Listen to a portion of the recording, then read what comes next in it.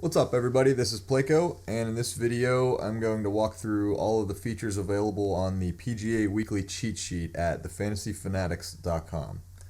So first you'll notice in the top left we have some brief course notes, some the course history, winning scores, and cut lines, but today I want to focus on the cheat sheet down below there. So the first thing you'll see is the player list, the name of the player and their DraftKings salary. This is imported every Monday afternoon as soon as DraftKings releases their salary list for the week. You'll notice to the left of the players there may be a colored icon. We have green to note a core play or a primary play for the week. We have yellow to mark a secondary play, maybe a GPP only option. And then we have red to show a fade, which I generally use to mark a guy that's withdrawn from the original list or has an injury concern. So I'm going to walk from left to right and just explain the columns that are available. After the salary, we have the Vegas odds to win the tournament. And then we have the difference column, which is the difference between their salary rank and their odds rank. Positive number would mean that Vegas likes the golfer more than DraftKings does. We have the line movement column, which shows I generally import the odds Monday afternoon with the player list and then again sometime on Wednesday.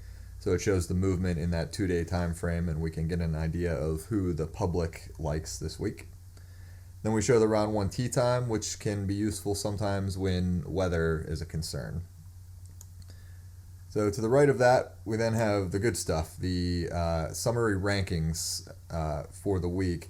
I'm going to actually skip that and come back to it because those ranks are all determined by the rest of the spreadsheet, everything to the right.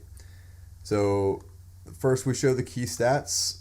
We have generally 3 to 5 key stats selected for the course each week. You can hover over the header to get a full description of the stat if you're unsure what the abbreviation means.